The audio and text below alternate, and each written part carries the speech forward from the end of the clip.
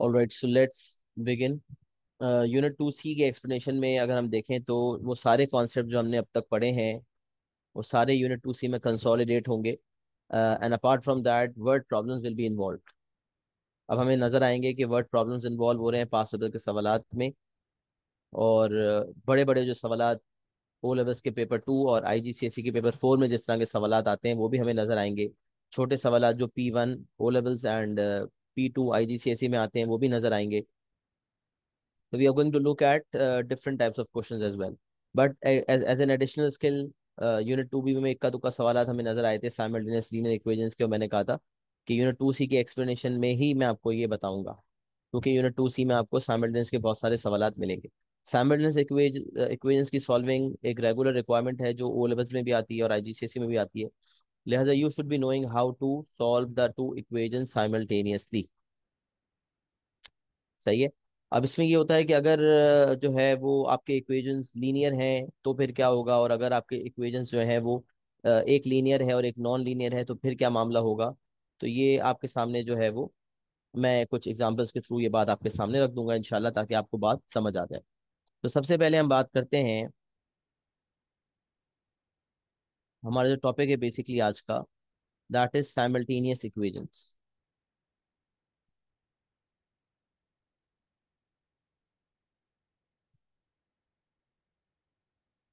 अच्छा, अब नॉर्मली हमें नजर आते हैं दो, अगर if there two linear equations, अगर दो लीनियर इक्वेशंस है,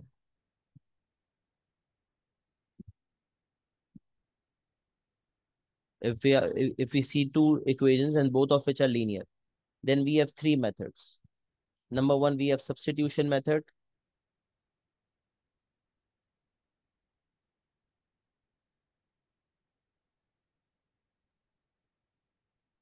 Number two, we have elimination method. बल्कि सबसे पहले मैं ये बताता हूँ कि कोई उससे कोई फर्क नहीं पड़ता हम पहले कौन सा लिखते हैं बाद में कौन सा लिखते हैं, बट हम ये सीक्वेंस फॉलो करते हैं। Number one, elimination method.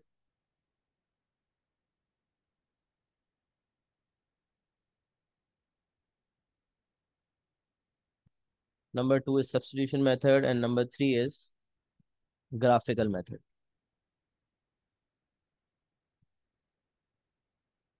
Graphical method में हमें ग्राफ बना के करना पड़ता है। वो कॉन्सेप्चुअली समझना ज्यादा बेहतर है। ऐसा होता नहीं है कि ग्राफिकली मुझे सॉल्व करने का बोले, लेकिन हाँ, ग्राफ्स ऑफ फंक्शन में ग्राफिकल वाली चीज इन्वॉल्व हो जाती है। अच्छा, ये जो दो मेथड्स होते हैं ना, इसको हम कहते हैं एलजेब्रिक मेथड्स, मतलब using algebra, solve the two equations using algebra. तो इसका मतलब हमारे पास अगर दो लीनियर इक्वेशंस हैं तो हमारे पास दो मेथड्स होते हैं, और दो मेथड्स एलजेब्रिक होते हैं और एक ग्राफिकल मेथड होता है। अच्छा, अगर दो लीनियर नहीं है, अच्छा ओ लेवल्स में ये चीज हमें इतनी नजर नहीं आती, IGCSE में ज्यादा नजर आती है, one linear and one non linear. लेकिन जाहिर सी बात है, साइमल्टेनियसली सॉल्विंग हमारे सिलेबस का पार्ट है, तो हो सकता है कभी ऐसे इक्वेशन हमें नजर आ जाता है। One linear and one non linear equation. अच्छा, नॉन लीनियर इक्वेशन का मतलब होता है जिसको जो लीनियर इक्वेशन किसे कहते हैं पहले ये भी समझना जरूरी है। तो लीनियर इक्वेशन वो होता है जिसमें maximum power of x one हो, जैसे इस फॉर्म में y = mx + c फॉर्म का इक्वेशन हो, ax + by = c फॉर्म में इक्वेशन हो, x की पावर वन हो, ऐसे इक्वेशंस को लीनियर इक्वेशंस कहा जाता है। अगर एक लीनियर और एक नॉन लीनियर है, मतलब एक्स स्क्वायर इन्वॉल्व है या एक्स क्यूब इन्वॉल्व है, तो फिर ऐसे केस में हमारे पास जो है वो ये दो मेथड बचते हैं। फिर हमारे पास एलिमिनेशन मेथड की इजाजत नहीं है। तो फिर यहाँ पर मैं नंबरिंग चेंज कर रहा हूँ। फिर या तो हमारे पास सब्स्टिट्यूशन मेथड मेथड बचता है या ग्राफिकल मेथड बचता है। तो इसका मतलब एल्जेब्रिक मेथड में फिर हमारे पास एक ही बचता है, और वो है सब्स्टिट्यूशन मेथड। तो और ग्राफिकली क्या होता है कि ग्राफिकली मैं ग्राफ्स ड्रॉ करता हूँ, और उसके बाद जो उनका पॉइंट ऑफ इंटरसेक्शन होता है उसकी बेसिस पर हम जो है वो निकालते हैं पॉइंट ऑफ इंटरसेक्शन, मतलब ग्राफ्स बनाते हैं और फिर पॉइंट ऑफ इंटरसेक्शन निकलता है। अच्छा, अब मुझे जो है मैं आपके सामने ना कुछ एग्जांपल्स के थ्रू बात ज़्यादा बेहतर हमें समझ आएगी इंशाल्लाह, ताकि जो मैं समझाने की कोशिश कर रहा हूँ आप उसको अच्छी तरह से समझ पाएं।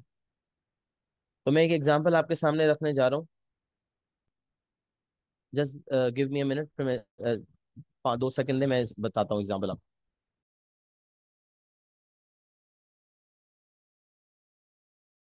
बल्कि मैं आपके सामने एक एग्जांपल पेश करता हूँ जिसके अंदर दो लीनियर इक्वेशंस को हम देखते हैं, और उसके बाद फिर एक एग्जांपल मैं आपको दूंगा जिसके अंदर हम एक लीनियर और एक नॉन लीनियर इक्वेशन को देखकर चलेंगे। सही है, ताकि हमें बात समझ में आ जाए कि दोनों को किस तरह से डील करना है। यूजुअली मैंने कहा ना, ओ लेवल मैथ्स 4024 के अंदर दो लीनियर नजर आ रहे होते हैं, और आईजीसीएसई में बाज़ औक़ात नॉन लीनियर इक्वेशन नजर आता है हमें। लेकिन हम एज अ स्किल अगर डेवलप करेंगे तो हमें ये चीज़ काम आएगी। सही है ओवरऑल। तो और ओ लेवल्स में भी कभी एक लीनियर और नॉन लीनियर आ जाए तो हम डील करने के काबिल होंगे इंशाल्लाह। तो मैं आपको जो है सबसे पहले एक एग्जांपल से शुरुआत कराता हूँ, जिसमें दोनों इक्वेशंस लीनियर है, बोथ लीनियर इक्वेशंस, राइट। तो एग्जांपल लेते हैं, 2x + 3y is equals to 7, और एक है 3x - 4y is equals to 2। ये दो इक्वेशन जो है हमारे पास मौजूद है, और हमें कहा जा रहा है solve the two equation simultaneously,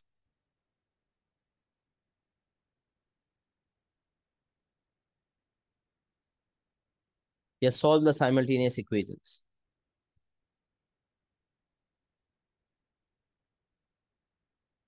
solve the two equations simultaneously, या सॉल्व द साइमल्टेनियस इक्वेशंस। तो अब हमें क्या करना है, तो सबसे पहले मैं आपको बताता हूँ एलिमिनेशन मेथड। सही है। सबसे पहले हम, क्योंकि दोनों लीनियर हैं, आप देख सकते हैं ये ax + by = c फॉर्म में जो इक्वेशंस होते हैं, ये y = mx + c फॉर्म में होते हैं। हमने कोऑर्डिनेट ज्योमेट्री नहीं पढ़ा है, कोऑर्डिनेट ज्योमेट्री, लेकिन आपने यकीनन अपने स्कूल लाइफ में कभी ना कभी पढ़ा होगा। तो अगर कोऑर्डिनेट ज्योमेट्री की अगर हम बात करें तो उसके अंदर हम ये चीज कवर अप करते हैं, how to find the equation which is of the form y = mx + c। तो यहाँ पर अगर हम साइमल्टेनियस इक्वेशन सॉल्व कर रहे हैं और हमें x, basically we have to find, when we are told to solve the simultaneous equations, this means we are told to find the value of x and the value of y। Now what we can do, क्या कर सकते हैं। तो the first thing, अभी सबसे पहले मैं आपको मेथड नंबर 1 के थ्रू बताता हूँ। If I focus on method number 1, elimination method, क्योंकि जब दोनों लीनियर होते हैं तो एलिमिनेशन मेथड भी काम करता है, सब्स्टिट्यूशन भी काम करता है। एलिमिनेशन मेथड में जो सबसे पहला स्टेप होता है वो ये डिसाइड करना होता है कि which variable we need to eliminate. मतलब एक्स या वाई में से किसी एक वेरिएबल को एलिमिनेट करने का हम सोचते हैं। The first thing is we decide which variable we need to eliminate. एक दफा हमने डिसाइड कर लिया, फिर उसके कोएफिशिएंट्स, उस पर्टिकुलर वेरिएबल के कोएफिशिएंट्स को सेम कर देते हैं और साइंस को ऑपोजिट कर देते हैं। क्या मतलब, मैं क्या कहना चाह रहा हूं मैं आपको बताता हूँ। Let suppose we decide to eliminate X, या एलिमिनेट वाई भी कर सकते हैं। हमने डिसाइड कर लिया कि भाई एलिमिनेट कर रहे हैं वाई को, दिस इज आवर डिसीजन, ये कोई फिक्स नहीं है, ये हमारा डिसीजन है। मतलब अगर हम चाहते तो हम एक्स को भी एलिमिनेट कर सकते थे, लेकिन अभी हमारा डिसीजन है कि हम वाई को एलिमिनेट कर रहे हैं। अच्छा, जिस वेरिएबल को हम एलिमिनेट करने का सोच लेते हैं उसका हमें कोएफिशिएंट सेम बनाना होता है। कोएफिशिएंट हम सब जानते हैं, ax² + bx, ax² + bx + c में x² का कोएफिशिएंट होता है a, x का कोएफिशिएंट कहलाता है b, और जो विदाउट x होता है यानी कि कांस्टेंट टर्म वो कहलाता है c, जिसको हम x⁻0 का कोएफिशिएंट भी कहते हैं। तो यहाँ पर भी इसी तरह अगर मैं एलिमिनेट y करना चाहता हूँ तो मुझे y का कोएफिशिएंट सेम करना पड़ेगा। तो इसका मतलब y का कोएफिशिएंट एक जगह जो है +3 है। अच्छा, y जिसको एलिमिनेट करना है उसका कोएफिशिएंट सेम होना चाहिए, नंबर नंबर सेम होना चाहिए, और साइन ऑपोजिट होनी चाहिए। अगर साइन ऑपोजिट होगी तो फिर हम दोनों इक्वेशंस को ऐड कर देंगे तो वो प्लस और माइनस की वजह से कैंसलिंग आउट हो जाता है। तो इसमें तरीका ये है कि हमें ऑपोजिट साइन लेनी पड़ेगी ताकि कैंसलेशन हो जाए। अब यहाँ पर जो y का कोएफिशिएंट है वो है +3, और यहाँ जो y का कोएफिशिएंट है वो है -4। अब 3 और -4 जो है वो तो नंबर डिफरेंट है, कोएफिशिएंट डिफरेंट है, साइंस तो ऑपोजिट है बट नंबर्स डिफरेंट है। तो अब नंबर्स को सेम करने के लिए मैं क्या करूंगा? तो नंबर को सेम करने के लिए मुझे जो है इनको सेम नंबर पर लेकर आना, मतलब इनका एलसीएम लेना पड़ेगा। अगर मुझे इसको एलिमिनेट करना है तो मुझे इनके कोएफिशिएंट सेम बनाने होंगे, और 3 और 4 सेम बनकर कौन सा नंबर ऐसा होगा जो 3 और 4 दोनों का मल्टीपल है? इसका मतलब वो जो इन दोनों का मल्टीपल, लोएस्ट कॉमन मल्टीपल निकालना पड़ेगा। तो as part of the process, if I have to eliminate a certain variable, I have to make the coefficient same, and for making the coefficient same I have to take the LCM of the existing coefficients. तो एक जगह, एक equation में y का coefficient 3 है और दूसरी जगह 4 है, अभी प्लस माइनस को छोड़ दें, अभी खाली 3 और 4 का एलसीएम ले लें। तो 3 और 4 का एलसीएम अगर आप लेंगे तो आपको ये बात पता है कि अगर कोई बंदा 2 से भी शुरू करता है तो ये 3 हो गया, 2 हो गया। हमने वैसे सीखा इसी तरह है कि हम as a product of prime factors जो है वो डील करते हैं, और उसके बाद हम एलसीएम निकाल लेते हैं। लेकिन क्योंकि 3 और 4 में यहाँ पर कुछ कॉमन नहीं था, तो कोई डायरेक्ट 3 4 12 करके भी सोच सकता था, कोई मसला नहीं था कि भाई एलसीएम 3 4 12 है। लेकिन अगर प्रॉपर प्रोसेस फॉलो करते हैं तो LCM will be 2 square into 3, 2 into 2 into 3 is 12। LCM 12 आ गया। अच्छा, इसका मतलब मुझे जो है इस वाले 3 को भी 12 बनाना पड़ेगा, और इस -4 को मुझे बनाना पड़ेगा -12। -4 तो ये है ही, तो -12 बनाना पड़ेगा। अब अगर मैं इस 3 को 12 बनाना चाहता हूँ, if I have to make this 3, if I have to convert this 3 to 12, then I will have to multiply 3/4। मैं इस 3 को 4 से मल्टीप्लाई करूंगा। अच्छा, मैथ्स का उसूल ये कहता है कि भाई ऐसा ड्रामेबाजी नहीं है कि you are, if you want to multiply a particular number by 4 तो आप खाली उसी को मल्टीप्लाई बाय 4 करें। जो करना होगा एंटायर इक्वेशन के साथ करना होगा। तो अगर मुझे y का कोएफिशिएंट यहाँ पर +12 बनाना है तो नीचे मुझे -12 बनाना पड़ेगा। अच्छा, ऊपर अगर +12 बनाना है तो 4 से मल्टीप्लाई करना पड़ेगा। अब जब 4 से मल्टीप्लाई करूंगा तो खाली मैं सिर्फ मैं 3y को नहीं करूंगा, बल्कि मैं पूरे इक्वेशन को करूंगा 4 से मल्टीप्लाई। तो मैंने 4 से मल्टीप्लाई किया, तो मेरा जो नया इक्वेशन यहाँ सामने आया वो है 2x, नहीं sorry, 4 2 8x plus 12y is equal to 28। ये एक नया इक्वेशन मेरे सामने आ गया, पूरे इक्वेशन को 4 से मल्टीप्लाई कर दिया। अच्छा, फिर मैंने डिसाइड किया कि भाई 3x - 4y = 2 जो है, उसमें इस -4 को -12 बनाना है। तो फिर -4 को सिर्फ 3 से मल्टीप्लाई करना पड़ेगा, लेकिन फिर मल्टीप्लाई सिर्फ -4 को नहीं करेंगे बल्कि पूरे इक्वेशन को करेंगे। तो इस पूरे इक्वेशन को 3 से मल्टीप्लाई कर दिया। अब जब 3 से मल्टीप्लाई किया तो 3 3 9x, -3 4 12y, and 3 2 6। Her number 3 से मल्टीप्लाई होगा। तो 3 को 12 बनाने के लिए 4 से मल्टीप्लाई किया, तो साथ साथ पूरे इक्वेशन को ही 4 से मल्टीप्लाई करना पड़ा।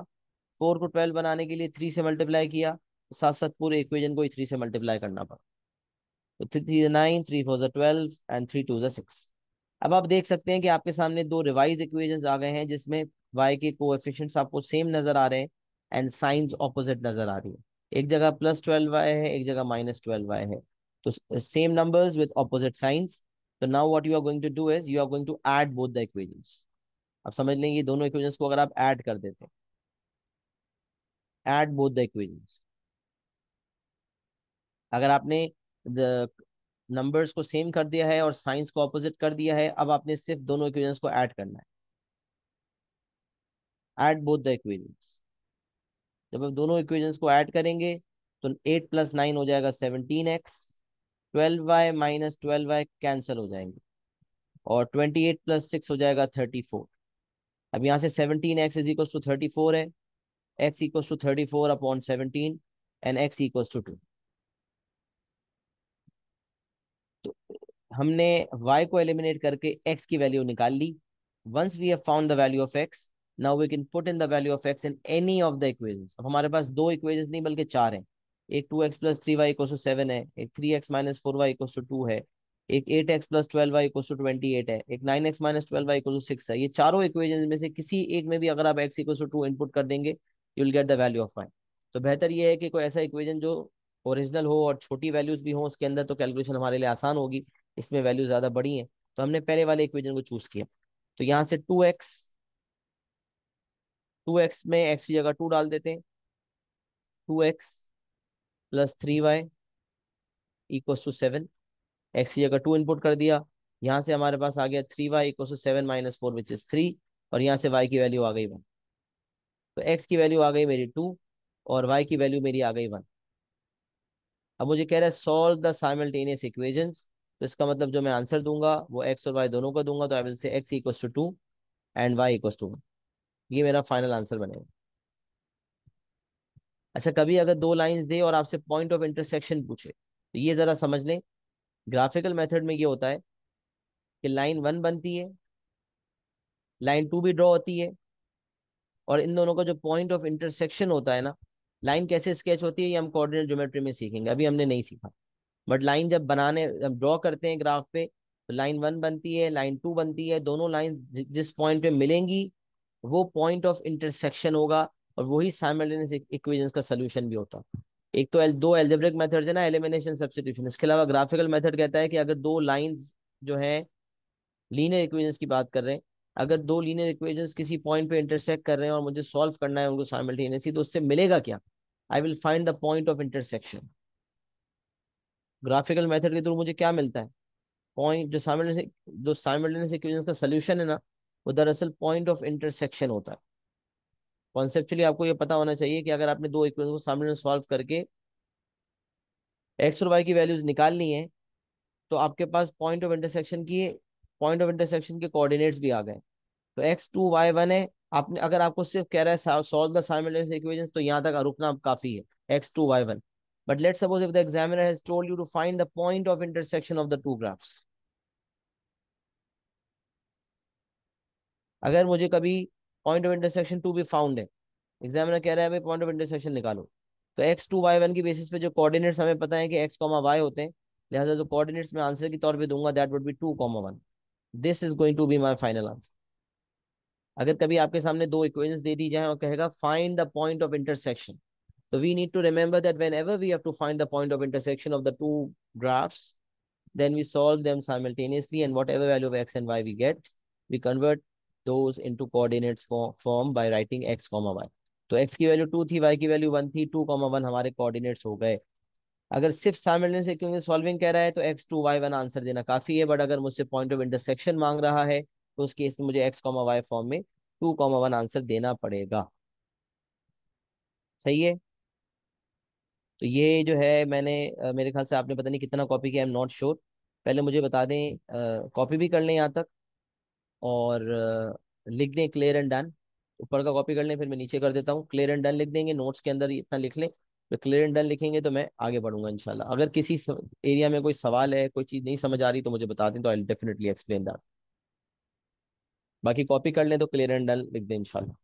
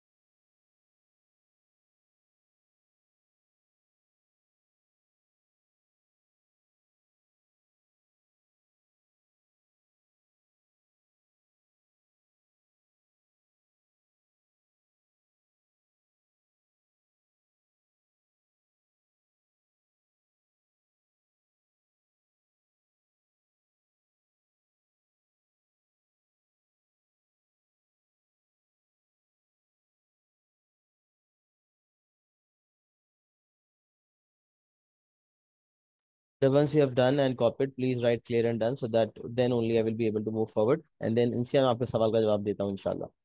बाकी सब क्लियर एंड डन लिख दे पहले।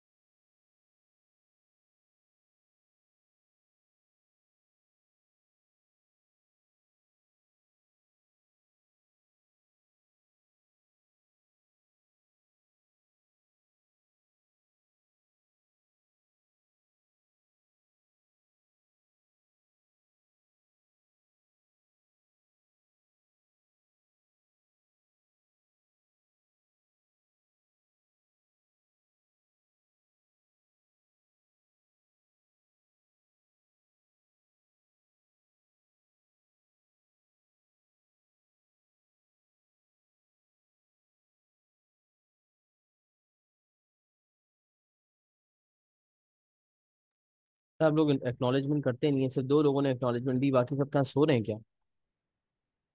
प्लीज बता दें। एक्नॉलेजमेंट जरूर कर दिया करें। अच्छा, उसके अलावा जो है, मैं उसका इंतजार करता हूँ ना एक्नॉलेजमेंट को, उसी वजह से मैं रिज्यूम नहीं कर रहा होता। अच्छा बेटा, इनसे आपका सवाल ये है कि x2 से y1 कैसे आया। देखिए बेटा, हमारे पास एक इक्वेशन ऑलरेडी दिया हुआ है, दूसरा इक्वेशन भी ऑलरेडी दिया हुआ है। इनको मल्टीप्लाई बाय 4 और 3 करके हमने दो इक्वेशंस और निकाल लिए थे। इसी से ये वाला आया था, और इस वाले से नीचे वाला आया था। तो ये चार इक्वेशंस में से किसी भी एक इक्वेशन में अगर हम x की जगह सब्स्टिट्यूट करेंगे ना वैल्यू, तो वहां से y की वैल्यू पता चल जाएगी। तो मैंने कहा सबसे छोटा इक्वेशन मुझे ये नजर आ रहा है, तो मैंने इस इक्वेशन को चूज किया। उसमें x की वैल्यू जो है 2 मैंने इनपुट कर दी। तो ये हो जाएगा 2 टाइम्स 2 प्लस 3 टाइम्स y = 7। तो 2 2 ज़ा 4 हो गया, प्लस 3y अपनी जगह रहा, =7 हो गया। 4 जो है वहां जाके माइनस हुआ, तो 3y = 7 माइनस 4, 3y = 3, 3y = 3 आ गया, और वहां से y = 1 आ गया, 3/3। ओके, सही, परफेक्ट। अब देखिए, ये हमारा एलिमिनेशन मेथड से हमने एक एग्जांपल आपके सामने पेश कर दिया। अब यही एग्जांपल अगर हम करें using substitution method, method number 2, यही एग्जांपल करते हैं, बट हम जो है अब सब्स्टिट्यूशन मेथड को फॉलो करते हैं।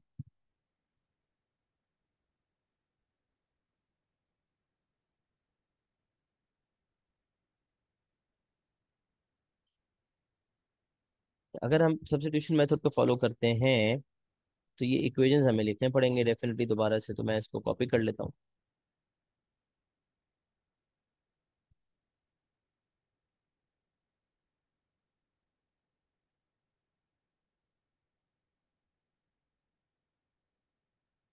अच्छा, अब देखिए, सब्स्टिट्यूशन मेथड क्या कह रहा होता है। सब्स्टिट्यूशन मेथड ये कहता है, पहले किसी एक इक्वेशन को पहले तो वो कहता है कि भाई दो इक्वेशन से इन दोनों को नाम दे दिया आपने, इक्वेशन नंबर 1, इक्वेशन नंबर 2।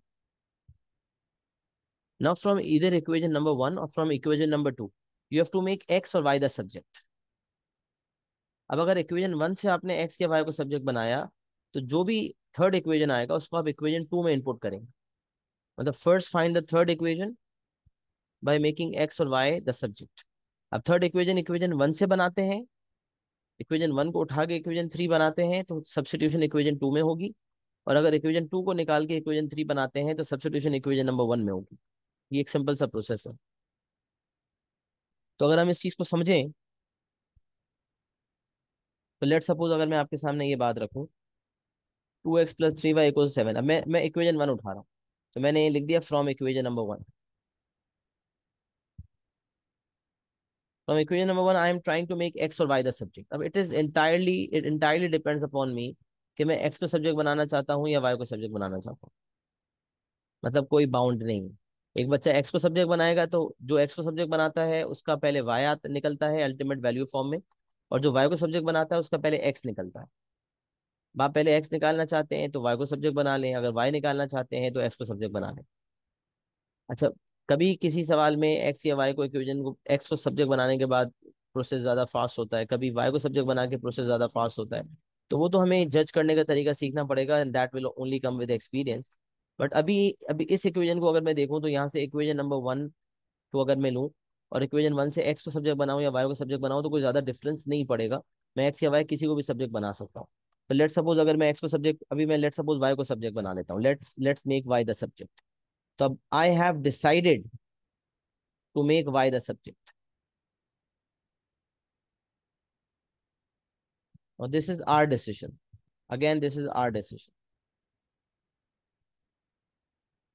कोई और चाहता तो वो एक्स को सब्जेक्ट बना सकता था, बट मैंने ये डिसाइड किया,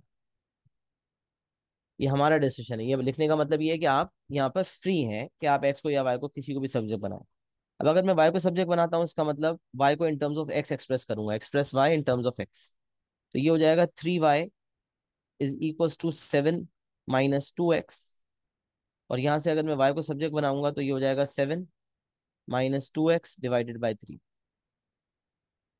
तो ये जो इक्वेशन मेरा आया है इसको मैं कह देता हूँ equation number three. This is equation number three. अभी इक्वेशन थ्री निकला किससे है? इक्वेशन नंबर वन से निकला है। अच्छा, इक्वेशन वन से निकलने के बाद मैं एक्स या वाई दोनों को सब्जेक्ट बना सकता था, मैंने वाई को सब्जेक्ट बनाया। 2x को वहां शिफ्ट किया, 7 - 2x, 3 को डिवाइड कर दिया, तो Y in terms of x express हो गया। इसको कहते हैं सब्जेक्ट मेकिंग। वाई को सब्जेक्ट बनाया, इसका मतलब वाई के साथ कोई नंबर नहीं होना चाहिए, वाई के साथ कोएफिशिएंट में खाली वन होना चाहिए और कुछ नहीं होना चाहिए, बाकी सबको दूसरी तरफ भेज दिया। Now when we have made Y the subject, now this Y needs to be substituted in equation number two. क्योंकि ये निकला किससे है? इक्वेशन थ्री निकला किससे है? इक्वेशन वन में, वन से निकला है। अगर थ्री को मैं वन में ही डाल दूंगा तो सब कैंसिल हो जाएगा, वैल्यू कोई नहीं निकलनी। तो अगर इक्वेशन थ्री निकला वन से है तो सब्स्टिट्यूट इक्वेशन टू में होगा। तो this is the going to be the next step. Substitute equation three into equation two. ये मेरा अगला स्टेप हो जाएगा।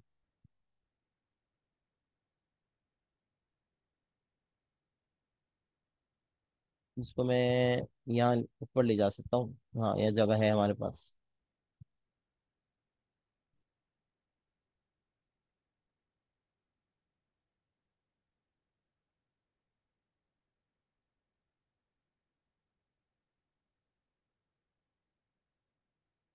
बिना वजह इसको अच्छा खासा लिखा हुआ तो वो ज्यादा बेहतर था। सही है। ओके।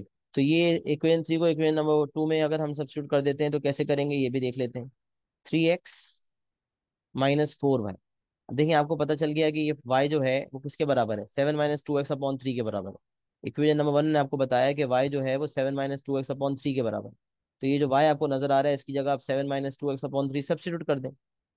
तो 3x - 4 टाइम्स y, और y की जगह पे हम 7 - 2x/3 डाल देते हैं। 7 - 2x/3, 3x - 4y = 2। अब यहाँ से जो हमें मिला है, अब देख सकते हैं कि y एलिमिनेट y जो है वो सब्स्टिट्यूशन की वजह से y खत्म हो गया, और हमें सिर्फ इक्वेशन में x नजर आ रहा है। Now we need to be very strong with the algebra part कि 3x/1 है, तो हमें देखना पड़ेगा कि डिनोमिनेटर सेम नहीं है, तो we will have to take LCM first. तो वन और थ्री का जो एलसीएम है वो है थ्री। तो ये वाला जो वन है ये क्योंकि थ्री से मल्टीप्लाई हुआ है, लिहाजा इस 3x को भी थ्री से मल्टीप्लाई करना पड़ेगा। और 3 3x से मल्टीप्लाई होकर 9x बन जाएगा। अब यहाँ क्योंकि 3 लिखा हुआ है और एलसीएम भी 3 है, लिहाजा यहाँ पर कोई चेंज नहीं आया, तो न्यूमरेटर में भी कोई चेंज नहीं आएगा। तो ये -4 7 से भी मल्टीप्लाई होगा और -2x से भी मल्टीप्लाई होगा। तो -4 × 7 is -28, and -4 × -2x is +8x। तो 9x -28 +8x is equal to 2। अब आप देख सकते हैं कि ये 9x और 8x जो है ये ऐड होंगे। 9x + 8x बन गए 17x। 17x -28 हो गया, और 3 2 = 6। ये 9x और 8x को मैंने ऐड करके 17x कर दिया, -28 एज इट इज कॉपी हो गया। ये जो 3 है ये 2 से क्रॉस मल्टीप्लाई हो गया, 3 2 = 6 हो जाएगा। यहाँ से मेरे पास बचेगा 17x is equal to 6 + 28 which is 34। 17x 34 के बराबर है, तो x जो है वो 34/17 हो जाएगा विच इज 2। x का आंसर आ जाएगा 2। अच्छा, फिर अगेन वी हैव ऑप्शंस कि अगर मैं x2 निकाल चुका हूं तो y निकालने के लिए या तो मैं इक्वेशन नंबर 1 में डालूं, या मैं इक्वेशन नंबर 2 में डालूं, या मैं इक्वेशन 3 में भी डाल सकता हूँ। तो यहाँ इक्वेशन 3 में डालना मेरे लिए ज्यादा बेहतर है। वाई? क्योंकि अगर मैं इक्वेशन 1 या 2 में डालूंगा तो फिर मुझे y को सब्जेक्ट भी बनाना पड़ेगा, जबकि इक्वेशन 3 में y ऑलरेडी सब्जेक्ट बना हुआ है और निकालना भी y है। लिहाजा डायरेक्ट एक्सपोर्ट करूंगा तो डायरेक्ट y आ जाएगा, तो मेरी वर्किंग शॉर्ट हो जाएगी। Although I can substitute the value of x in any of the three equations, but if I'm going to substitute in equation number 3, I will get the answer very quickly, and that is why I have chosen equation number 3. So y equals to 7 minus 2x, and x is now 2 divided by 3. So 7 minus 4 is 3, and 3/3 is 1. यहाँ से y आ गया 1, और मेरा जो final answer बनेगा that is x equals to 2 and y equals to 1. This will be my final answer. Substitution method को इस्तेमाल करते हुए दो इक्वेशंस आपके सामने होंगे, दोनों में से किसी एक इक्वेशन को चूज करेंगे, उसमें से एक्स या वाई को सब्जेक्ट बनाएंगे, which will be solely our decision. मैं हमने यहाँ पर वाई को सब्जेक्ट बनाया, आप एक्स को भी बना सकते थे। अगर वो इक्वेशन 3 आपने इक्वेशन 1 से बनाया है, you'll have to substitute in equation number 2। अगर कोई इक्वेशन नंबर 2 को उठा के इक्वेशन 3 बनाता, तो फिर इक्वेशन 3 को इक्वेशन नंबर 1 में डालना पड़ता। एक्स या वाई दोनों में से किसी को भी सब्जेक्ट बनाया जा सकता है। जब आप इक्वेशन 3 को इक्वेशन 1 या 2 में से किसी में, जैसे यहाँ पर इक्वेशन 3 को हमने सॉल्व 3 को हमने 2 में सब्स्टिट्यूट किया, तो हमारे पास जो है वो एक इक्वेशन नजर आया। हमने एलसीएम लिया, एक्स की टर्म्स में इक्वेशन बनता हुआ नजर आया, एक्स की वैल्यू आ गई। अब एक्स की वैल्यू को किसी भी एक इक्वेशन में डाल सकते हैं, लेकिन ज़्यादा बेहतर होगा इक्वेशन 3 में डालना, उससे आंसर क्विक आएगा। और हमने डाला और हमारा आंसर आ गया y1। तो ये पूरी मेथड 2 जो है वो सब्स्टिट्यूशन वर्किंग आपके सामने हो गई है। इसके बाद आप इस समझने के काबिल हो चुके हैं कि कैसे आपने इक्वेशन को साइमल्टेनियसली सॉल्व करना है यूजिंग सब्स्टिट्यूशन मेथड। इसका जो है वो नोट्स बना लें, इसके लिख लें इसको, और मुझे एक्नॉलेज भी कर दें। Is it clear to everyone? सबको बात समझ आ गई? क्लियर एंड डन लिखेंगे तो फिर आगे बढ़ेगा मामला। कुछ पूछना है तो पूछ सकते हैं।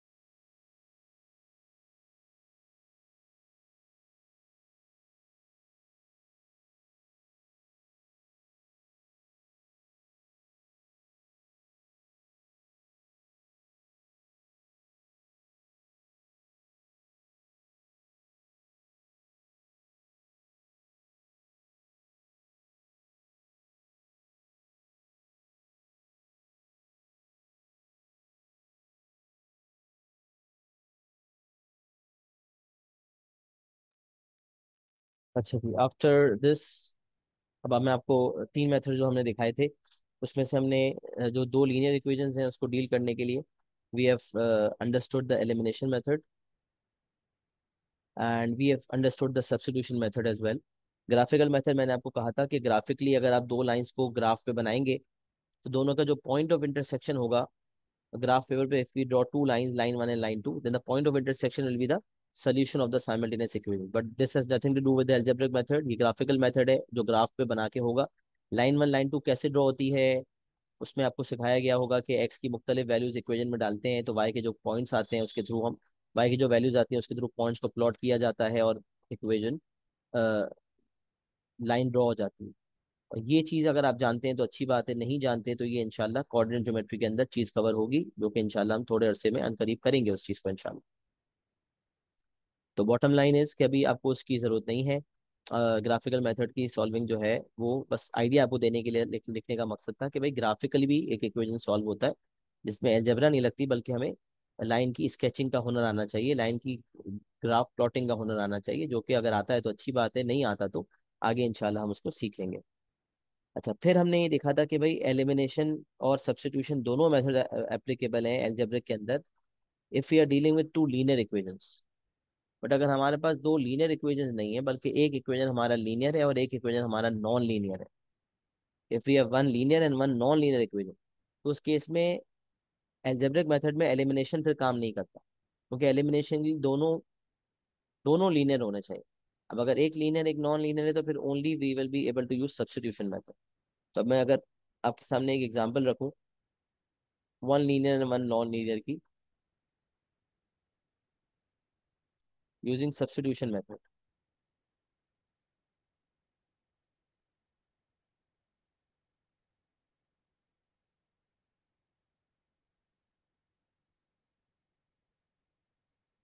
और मैं इसकी एक मिसाल आपके सामने रखता हूँ ताकि आपको ज़्यादा बेहतर समझ आए बात।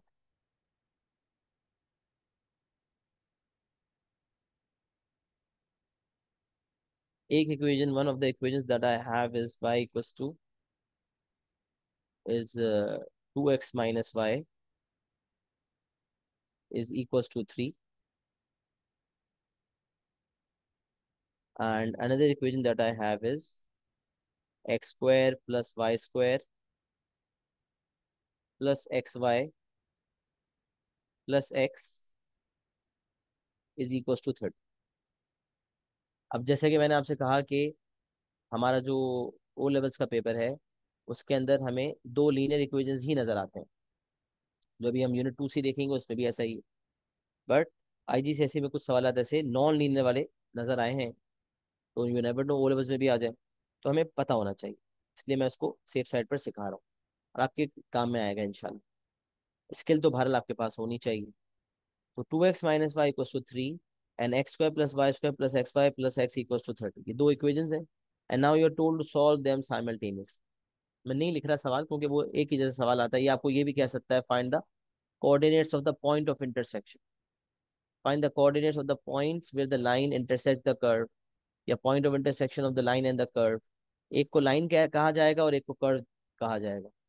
ये हमारी लाइन है स्ट्रेट लाइन और ये नीचे वाला हमारा कहलाएगा कर्व, और हमें कहा जाता है पॉइंट ऑफ इंटरसेक्शन निकाल, point of intersection of the line and the curve, या points of intersection where the line meets the curve या where the line intersects the curve, या solve the two equations simultaneously। अलग अलग तरीके से हमें testing हो सकती है। तो हमें क्या करना होगा, यहाँ पर हमें याद रखना है कि हमेशा हमें किसी एक को सब्जेक्ट बनाना पड़ेगा। तो यहाँ हम सब्स्टिट्यूशन मेथड ही फॉलो कर सकते हैं, एलिमिनेशन नहीं कर सकते। तो अब हमारे पास हाँ यहाँ क्या याद रखना है कि we always choose the linear equation to make x और Y the subject and then we substitute the third equation in the non linear equation. तो ये हमारे पास दो इक्वेशन है, एक इक्वेशन नंबर 1 है एक इक्वेशन नंबर 2 है। याद ये रखना है कि हमेशा हम इक्वेशन नंबर 1 चूज करेंगे, तो नहीं, याद ये रखना है कि हमेशा हम लीनियर इक्वेशन यूज करेंगे। अब कर्व अगर इक्वेशन 1 होता और लाइन इक्वेशन 2 होती तो हम इक्वेशन 2 चूज करते हैं। हमेशा फ्रॉम लीनियर इक्वेशन हम लेते हैं, तो यहाँ फ्रॉम इक्वेशन नंबर 1 हमने उठाया और वहां से एक्स या वाई को सब्जेक्ट बनाते हैं। अच्छा, अब जरा मैंने आपको कहा था ना कि वैसे आप किसी को भी सब्जेक्ट बना सकते हैं एक्स या वाई को, लेकिन जजमेंट होती है ना, वो बहुत इंपॉर्टेंट है। अब अगर कोई बंदा एक्स को सब्जेक्ट बनाने जाता है ना, तो वाई को वहां शिफ्ट करेगा और टू को डिवाइड करेगा, तो उस केस में डिवीजन इन्वॉल्व हो जाएगी। लेकिन अगर कोई अक्लमंदी करते हुए माइनस वाई को वहां शिफ्ट करता है और थ्री को यहाँ शिफ्ट करता है, तो Y equals to two x minus three हो जाएगा। और उसमें इक्वेशन जो हमारे पास थर्ड वाला बनेगा, उसमें फ्रैक्शन इन्वॉल्व नहीं हो रहा होगा। If someone makes x the subject, तो फ्रैक्शन इन्वॉल्व हो जाएगा। और अगर कोई वाई को सब्जेक्ट बना दे, तो फ्रैक्शन से बच जाएगा।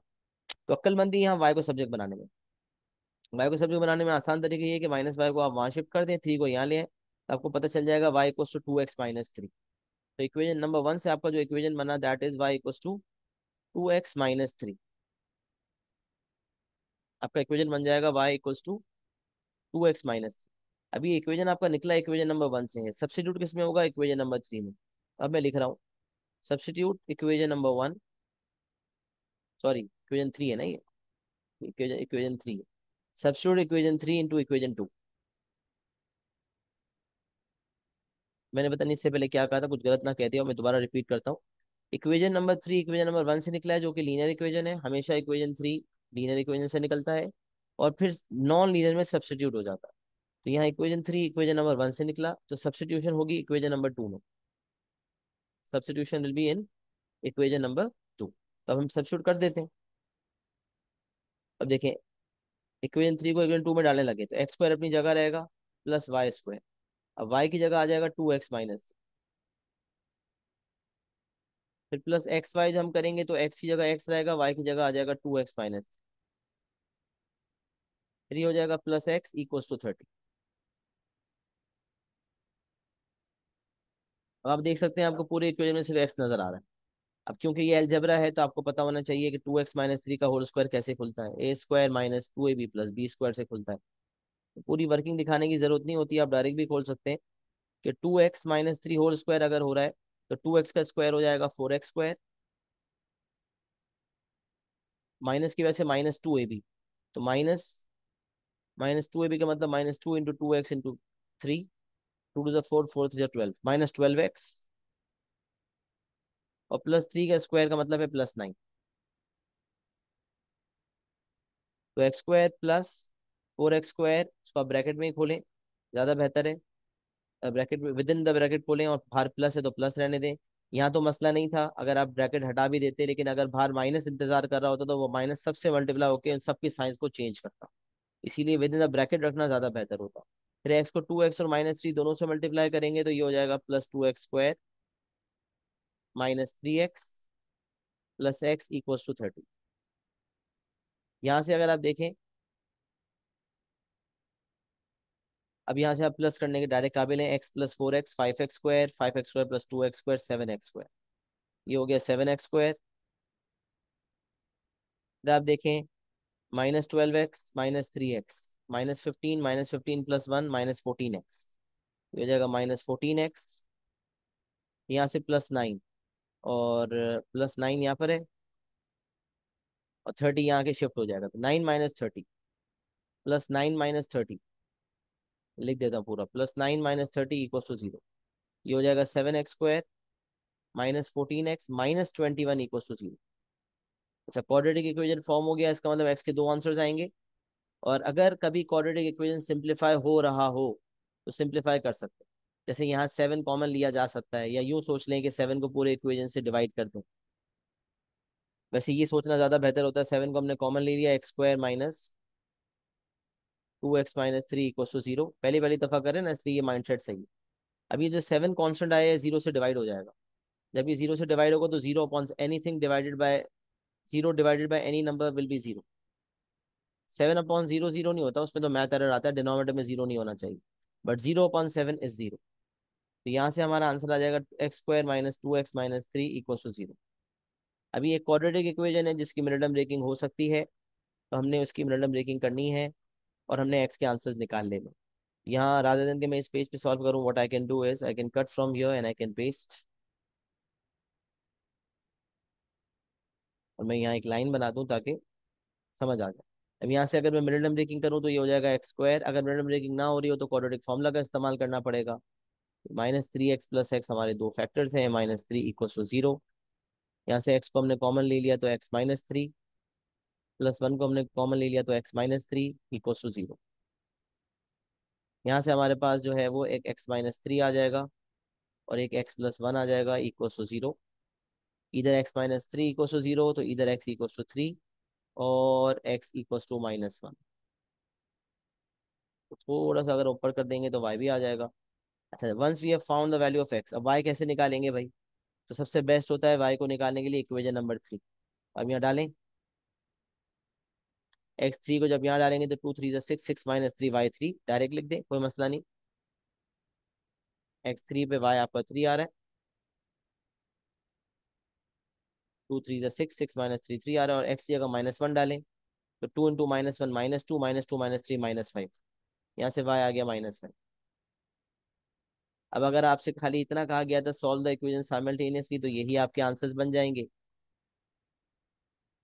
यही आपके जो है दो पेयर्स होंगे जो आपके आंसर्स बन जाएंगे। और अगर आपसे कहा था पॉइंट ऑफ इंटरसेक्शन निकालें, points, coordinates of points of intersection निकालें, तो फिर आप इस तरह से आंसर देते x three, x comma y form में आंसर देते। एक्स थ्री है तो वाई थ्री है, और दूसरा देते minus one comma minus five. दो पॉइंट्स ऑफ इंटरसेक्शन है, एक है एक्स थ्री पे वाई थ्री और एक है एक्स माइनस वन पे वाई माइनस फाइव। तो अगर पॉइंट ऑफ इंटरसेक्शन पूछे जाते हो तो आपका ये फाइनल आंसर बनता है। सही है, तो ये मैंने आपके सामने एक ऐसी मिसाल रखी, मैं एक दफ़ा फिर इसको बता भी देता हूँ कि in which there was one linear and one non linear equation, we use substitution method.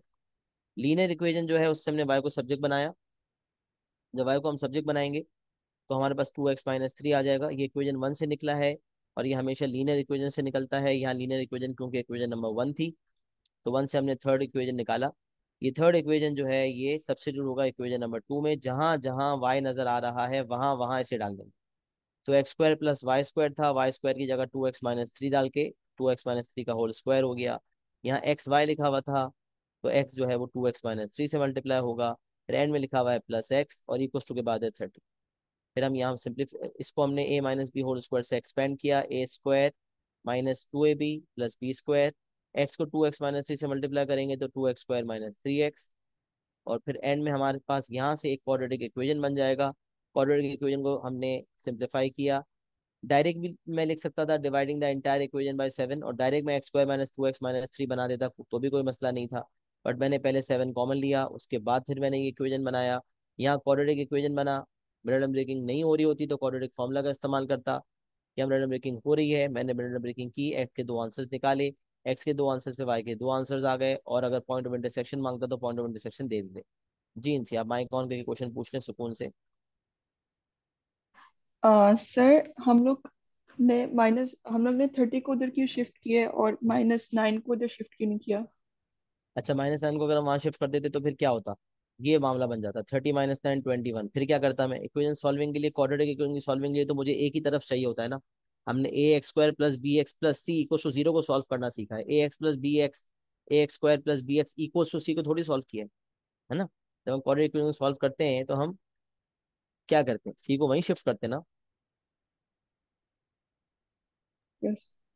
तो इसीलिए क्वाड्रेटिक इक्वेशन सॉल्विंग के लिए दूसरी तरफ इक्वल टू जीरो होता है और बाकी तीनों टर्म जो है इक्वल टू के लेफ्ट साइड पर होते हैं। इसीलिए मैंने थर्टी को वहां शिफ्ट किया। Okay sir. सही है। अब यहाँ तक आप जो है सुकून से इसको कॉपी कर लें, और one linear one non linear है, उसके बाद फिर क्लियर एंड डन लिख दें तो इंशाल्लाह फिर हम आगे बढ़ेंगे।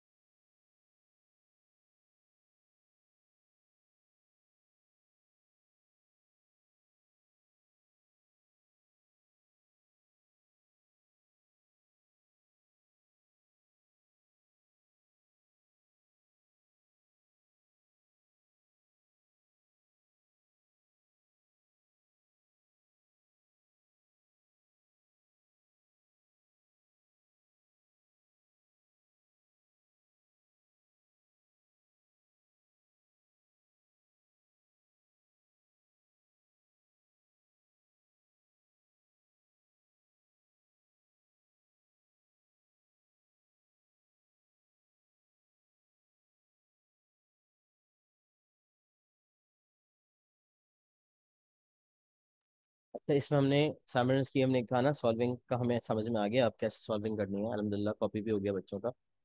और हमने जो है वो यहाँ तक कॉपी हो गया इनसे आपका। आपका आपकी एक्नॉलेजमेंट आ गई ना, नहीं आई? ओके, चले हो गया डन। तो हमने जो है यहाँ पर साइमल्टेनियस इक्वेशंस एलिमिनेशन मेथड से देखा, फिर सब्स्टिट्यूशन मेथड से देखा, फिर हमने one linear and non linear में हमने कहा एलिमिनेशन वर्क नहीं करेगा, सब्स्टिट्यूशन वर्क करेगा, हमने इसको भी देख लिया। अब हम क्या कर सकते हैं कि हम पास ऑफ के कुछ दो चार सवाल शुरू के हम देख लेते हैं कि क्या है इसके अंदर।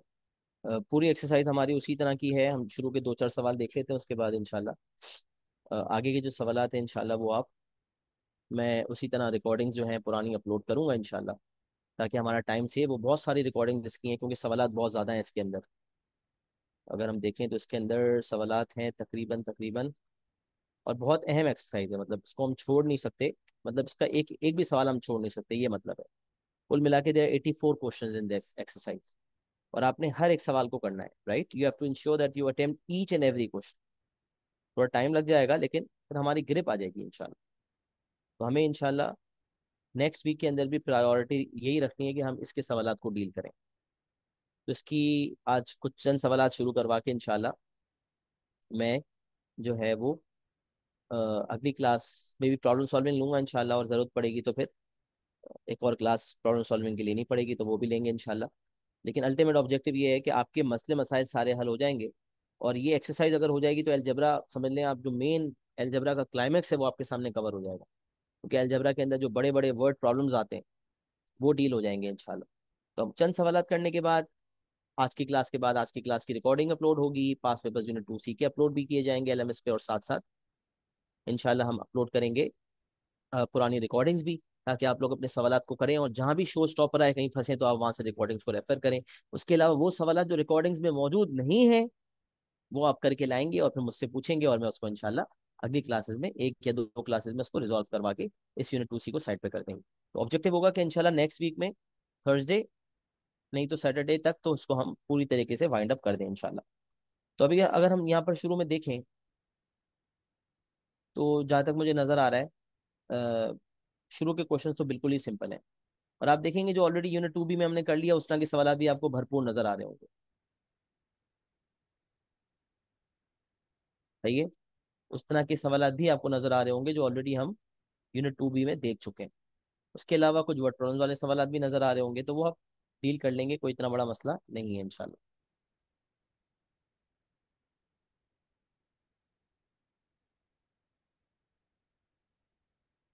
अच्छा, express as a single fraction 2/x+2 -x/x+3, ये तो किसको नहीं आता भाई, सबको पता है ये वाला, है ना? हमने लास्ट क्लासेस में भी, लास्ट क्लास के अंदर भी काफी सारे इस तरह के सवाल देखे थे कि अगर डिनोमिनेटर दो एल्जेब्रिक फ्रैक्शंस हैं, एक्सप्रेशंस हैं ये, क्योंकि ये एक्सप्रेशन है। अगर इक्वेशन होता तो फिर हम सॉल्व भी करते, एक्स की वैल्यू भी निकालते, बट जब वो कह रहा है express as a single fraction तो we will take LCM first and then we will express. और मैंने कहा था x+2 x+3 में कुछ कॉमन नहीं है, मैंने आपको एग्जांपल करवाया था जिसमें x+3 स्क्वायर लिया था, या x-3 का स्क्वायर लिया था, मैंने कहा था कॉमन है तो फिर अकॉर्डिंगली एलसीएम लेना है, और मैंने आपको बड़ी डिटेल में वो सवाल लास्ट टाइम करवाया था एग्जाम्पल के तौर पर, सवाल के साथ साथ वो एग्जाम्पल भी इंक्लूडेड था। तो x+2 और x+3, ये दो हैं, ये इसको हमने एलसीएम ले लिया, आपका ये एलसीएम हो गया। अब मैंने आपको कहा था कि यहाँ पर क्योंकि x+2 है, जबकि एलसीएम x+2 के साथ साथ x+3 भी है, तो x+3 का इजाफा हो रहा है, तो हम 2 को x+3 से मल्टीप्लाई करेंगे, तो 2 the numerator will be multiplied by x+3। अच्छा, यहाँ डिनोमिनेटर x+3 है और जो इजाफा है वो x+2 का है, तो जिस चीज़ का इजाफा डिनोमिनेटर में हुआ उसका न्यूमरेटर में भी किया जाएगा, लिहाजा अच्छा बीच में क्योंकि माइनस है तो हम -x लिखेंगे, यहाँ -x लिखेंगे कि -x will be multiplied by x+2।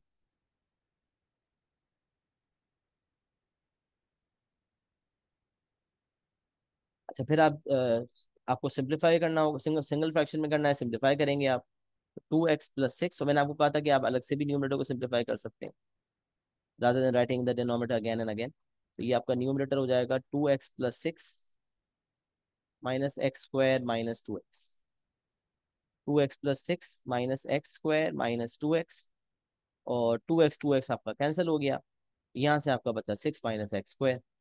अच्छा, 6 - x² में अगर 6 परफेक्ट स्क्वायर होता उसको ए स्क्वायर माइनस बी स्क्वायर वाली आइडेंटिटी से मजीद आप फैक्टराइज कर सको, बट ऐसा नहीं है। तो कोई बात नहीं, 6 - x² ऊपर आ गया, और डिनोमिनेटर में हमारे पास है x+2 × x+।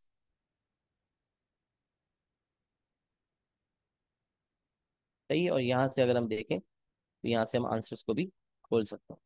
तो हमारा आंसर पहले वाले सवाल का क्या है भाई, 6 - x² अपॉन, यही मेरा फाइनल आंसर दिया हुआ है यहाँ पर, 6 - x² अपॉन x+2 x+। सही है, यूनिट 2 भी में इस तरह के सवाल हमने देखे थे, there was nothing new about it. अच्छा, क्वेश्चन नंबर 2 साइमल्टेनियस इक्वेशंस की सॉल्विंग है।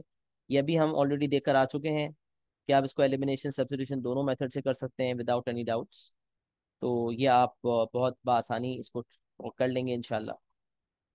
फिर भी अगर प्रैक्टिस के लिए मैं आपके सामने कर दूं, बाकी सारे सवाल आप खुद करेंगे तो मैं आपको कर देता हूँ।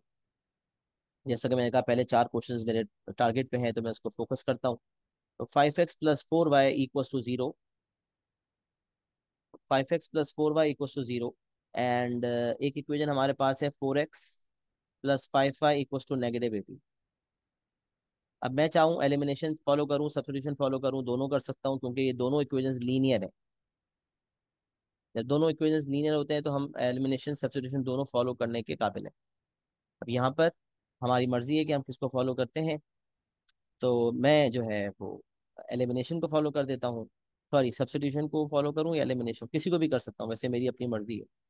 तो अगर मैं एलिमिनेशन फॉलो करता हूँ या सब्स्टिट्यूशन, कोई मसला नहीं, चले मैं एलिमिनेशन फॉलो कर लेता हूँ। एलिमिनेशन के लिए मैंने डिसाइड किया कि मुझे एक्स को एलिमिनेट करना है। तो एक्स को एलिमिनेट करने के लिए अब मैं क्या करूँ, तो अब मैं जो पहला वाला मेरा, मैं पहले डिसाइड करता हूँ किसको एलिमिनेट करना है। तो मेरा जो क्राइटेरिया है डिफाइन करने का, सबसे पहले आई हैव डिसाइडेड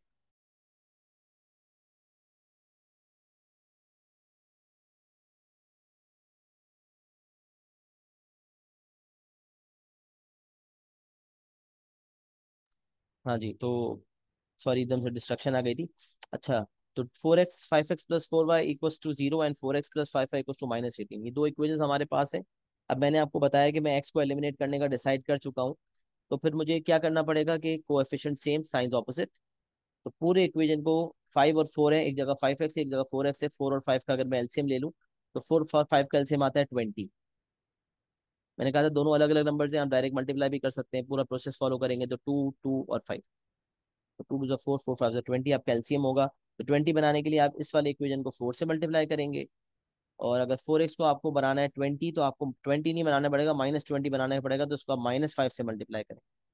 तो नए इक्वेशन जो आपके पास आ जाएंगे वो होंगे 20x + 16y इक्वल्स टू 0, और -5 से आप मल्टीप्लाई करेंगे तो -20x -25y equals to -18 into -5 आ जाएगा +90। अब जब आपने ऑलरेडी इंश्योर कर लिया कि एक्स का कोएफिशिएंट सेम, वैल्यू के लिहाज से नंबर सेम हो लेकिन साइंस ऑपोजिट हो, तो अब दोनों इक्वेशंस को आपको ऐड करना है। ऐड किया तो 20 और -20 कट गए, 16 और -25 जो है वो, ये हो जाएगा -9y, और 0 + 90 हो जाएगा 90। यहाँ से जो y की वैल्यू आएगी that would B 90 upon -9 which is -10।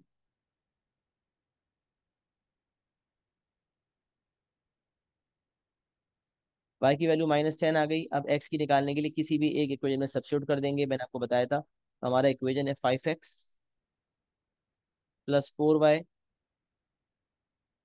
Equals to 0,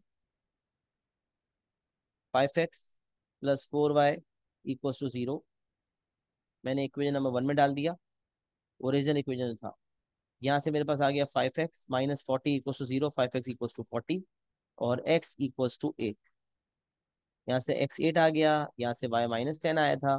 तो मेरा जो फाइनल आंसर बन जाएगा, पॉइंट ऑफ इंटरसेक्शन तो नहीं मांगा था ना, तो 8 -10 नहीं लिखेंगे, बल्कि खाली आंसर लिख देंगे x 8 y -10। Point of intersection का कहा होता तो फिर मैं 8 -10 करके देता, लेकिन इसने पॉइंट ऑफ इंटरसेक्शन का नहीं कहा था। तो x 8 y -10। सही है। तो नमाज का टाइम हो रहा है, तो बस स्क्रीनशॉट ले लें फटाफट, कॉपी आप आराम से कर लीजिएगा।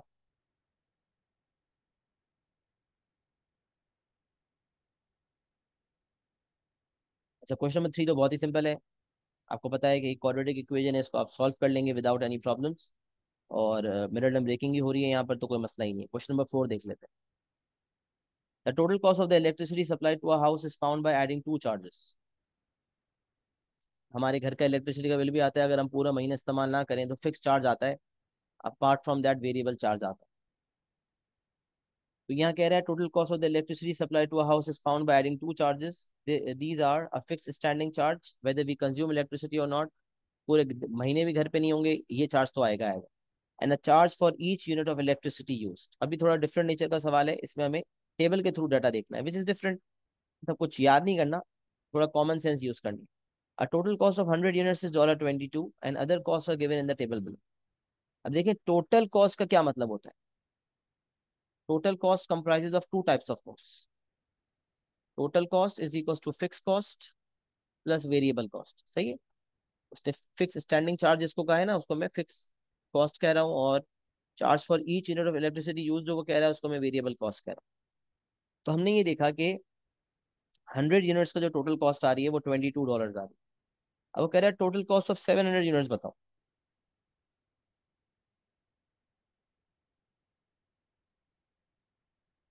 टोटल कॉस्ट ऑफ 700 यूनिट्स बताओ। उसको निकालने के मुख्तलिफ तरीकेकार हो सकते हैं। पहले मुझे ये पता लगाना पड़ेगा कि ये $22 जो कॉस्ट है इसमें फिक्स कॉस्ट कितनी है और वेरिएबल कॉस्ट कितनी है। सबसे पहले मुझे ये सॉर्ट आउट करना पड़ेगा, इस $22 में फिक्स कॉस्ट का पोर्शन कितना है और वेरिएबल कॉस्ट का पोर्शन कितना है। अब मैं ऐसे तो नहीं लगा सकता। अब मैं एक काम करता हूँ, मैं अगले उस पर आता हूँ। जब 100 यूनिट्स बढ़े हैं, 100 से 200 यूनिट्स की कंजम्पशन हुई है, तो कॉस्ट सिर्फ कितनी बढ़ी है, $5। ये आप नोट करें, ये बड़ी इंपॉर्टेंट बात है। यूनिट्स बढ़ने पे जितनी कॉस्ट बढ़ेगी वो वेरिएबल कॉस्ट। देखिए अगर मेरे पास कुछ और डाटा ना होता तो मेरे अच्छे भी ये नहीं बता सकते थे कि 100 यूनिट्स की जो कॉस्ट $22 है, इसमें वेरिएबल कॉस्ट कितनी है, फिक्स कॉस्ट कितनी है। I would not have been able to decide this, right. But यहाँ पर क्योंकि मुझे पता है कि 100 यूनिट्स बढ़ने पर कॉस्ट $5 बढ़ी है। अगर मैं फिर पहले दो को ही देख लूँ ना, 100 से 200 गया हूँ, 100 यूनिट से मेरी कंजम्पशन 200 यूनिट्स हुई है, इसका मतलब प्लस 100 यूनिट्स का इजाफा हुआ है। और कॉस्ट $22 से मेरी बढ़कर $27 हो गई। तो कॉस्ट में कितना इजाफा हुआ है, कॉस्ट में इजाफा हुआ $5 का। तो यूनिट्स बढ़ने पे जो कॉस्ट बढ़ती है वो वेरिएबल कॉस्ट। तो इसका मतलब मुझे पता चल गया $5 पर 100 units. This is my variable cost, this is known as variable cost, VC लिख दिया मैंने। अच्छा अगर कोई बंदा इसको मजीद सिंप्लीफाई करना चाहता है, पर यूनिट निकालना चाहता है, तो वो भी कर सकता है। अगर 100 यूनिट्स की कॉस्ट $5 है, तो एक यूनिट की कॉस्ट हो जाएगी 5/100, विच इज $0.05। तो यहीं से मुझे पता चल गया कि दिस इज $0.05 पर unit. Now this is the variable cost. जितने यूनिट्स में इस्तेमाल करूंगा हर यूनिट पे $0.05 देने, या ये सोचने कि हर 100 यूनिट पे $5 देने पड़ेंगे। ज्यादा सिंप्लीफाई करना है कि 50 यूनिट की कॉस्ट कितनी होगी, तो पहले हम एक यूनिट का निकाल लेते हैं। $5 है भी पेपर टू का सवाल ना, तो आप कैलकुलेटर इस्तेमाल कर सकते हैं।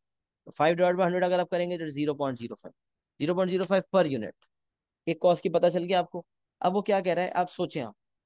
अब आपने सोचा कि यार 100 यूनिट्स की कॉस्ट जो है $22 दी हुई है, तो इस $22 में फिक्स चार्ज कितना है और वेरिएबल चार्ज कितना है। अब आपको पता चल चुका है कि वेरिएबल चार्ज 100 यूनिट का सिर्फ $5 है, वेरिएबल कॉस्ट आपको पता है $5 है। तो इसमें से फिक्स कॉस्ट कितनी होगी। तो आपको पता चल गया कि 100 में से अगर 100 का यूनिट्स का बिल $22 आ रहा है, और उन 100 यूनिट्स की वेरिएबल कॉस्ट सिर्फ $5 है, जो कि मुझे अगली वैल्यू से पता चली कि 100 यूनिट्स बढ़ने पे सिर्फ $5 बढ़े।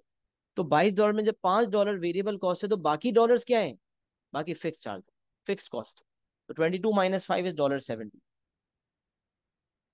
यहाँ से सॉर्ट आउट हो गया कि वेरिएबल कॉस्ट $5 है और फिक्स कॉस्ट $17। मुझे बताएं ये पॉइंट सबको क्लियर हुआ है। Is everyone clear with this particular point कि $22 में से $5 मेरी वेरिएबल कॉस्ट है और फिक्स कॉस्ट मेरी $17 है। क्योंकि अगर ये समझ में आ गया ना तो फिर सब खत्म हो गया। तो पार्ट बी का आंसर भी मेरे पास आ चुका है। पार्ट बी में मुझे कह रहा है फिक्स स्टैंडिंग चार्ज बताओ। फिक्स स्टैंडिंग चार्ज मेरा $17 है। और पार्ट ए में मुझे कह रहा है टोटल कॉस्ट ऑफ 700 यूनिट्स बताओ। Total cost comprises of, total cost is fix cost plus variable cost. तो फिक्स कॉस्ट कितनी है भाई, फिक्स कॉस्ट $17 है और वेरिएबल कॉस्ट है 0.05 पर यूनिट। तो 700 यूनिट की कॉस्ट कितनी हो जाएगी, मल्टीप्लाई बाय 700। यहाँ से अगर मैं ऐड करूंगा तो मेरा आंसर आ जाएगा कि भाई टोटल कॉस्ट ऑफ 700 यूनिट्स निकालनी है। 700 यूनिट में फिक्स कॉस्ट $17 है, वेरिएबल कॉस्ट 0.05 पर यूनिट है, मैंने 700 यूनिट्स कंज्यूम किए हैं, तो मेरी टोटल कॉस्ट आ जाएगी $52। ये पार्ट ए भी हो गया है, पार्ट बी भी हो गया।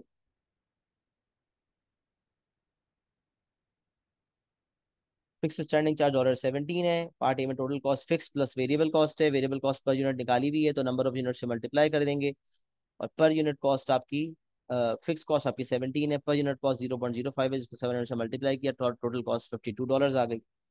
पार्ट सी की अगर हम बात करते हैं तो कह रहा है find the number of units use when the total cost is $80। अब देखें, जब यूनिट्स दिए हुए थे तो टोटल कॉस्ट आ सकती है, टोटल कॉस्ट दी हुई होगी तो टोटल यूनिट्स आ सकते हैं। ये यूनिट 2 बी, वन बी में भी इस तरह के वर्ड प्रॉब्लम्स किया करते थे।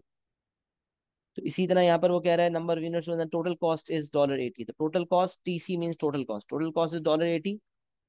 तो आपने कहा टोटल कॉस्ट बनती कैसे भाई, फिक्स कॉस्ट से बनती है प्लस वेरिएबल कॉस्ट से बनती है। वेरिएबल कॉस्ट है 0.05 पर unit, let the number of units be x, let number of units be x.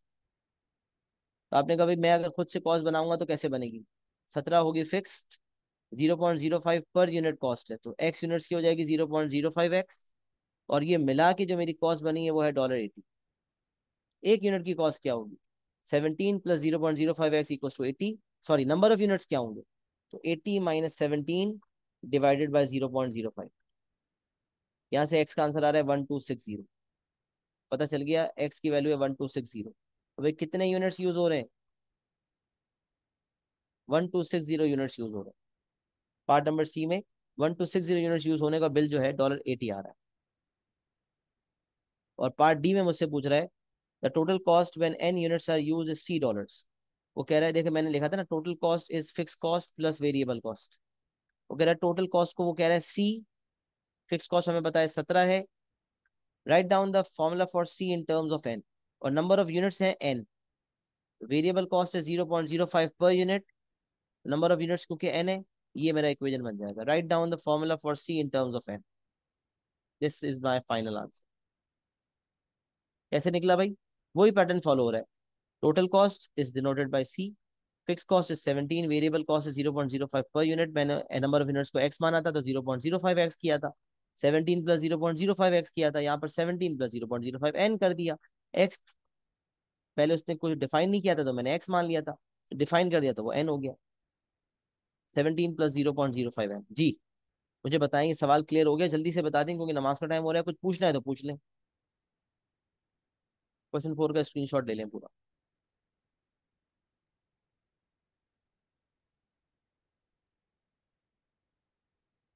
चलें, अब फर्स्ट 4 क्वेश्चंस हमने कर लिए हैं, यूनिट 2 सी के नोट्स भी आपने बना लिए हैं। इंशाल्लाह यूनिट 2 बी के सवाल 2A 2B मुकम्मल करके यूनिट 2 सी में लग जाएं। 84 क्वेश्चंस को खत्म करने का टारगेट बनाएं इंशाल्लाह, और 84 क्वेश्चंस तक करके इंशाल्लाह नेक्स्ट क्लास में लेकर आएं। जो मसले मसाइल होंगे उसको क्लियर करेंगे, एक ही क्लास में मसले मसाइल रिजॉल्व हो गए तो एक ही क्लास में मुकम्मल कर लेंगे, नहीं तो फिर सेकंड क्लास लेकर इस टॉपिक को पूरी तरह से वाइंड अप करेंगे। इंतहाई इक्वेशन इंपॉर्टेंट टॉपिक है।